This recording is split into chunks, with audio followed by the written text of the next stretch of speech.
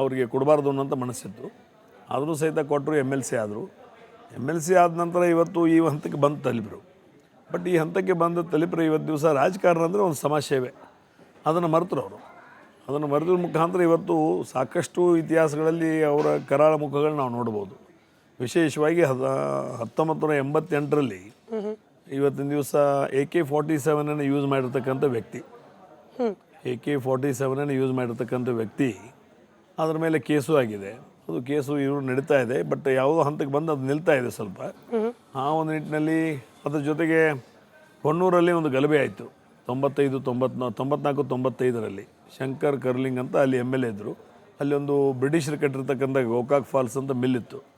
ಅಲ್ಲಿ ಒಂದು 12-13 ಸಾವಿರ ಜನ ದುಡಿತಿದ್ರು. ಇವರು ಹೋಗಿ ಏನೋ ದಂಗೆ ಮಾಡಿ ಮಾಡೋದ್ರ ಮುಖಾಂತರ ಆ ಒಂದು ಇದನ್ನು ಸಹಿತ ಬಂದು ಕಿಡಿದ್ದಾರೆ.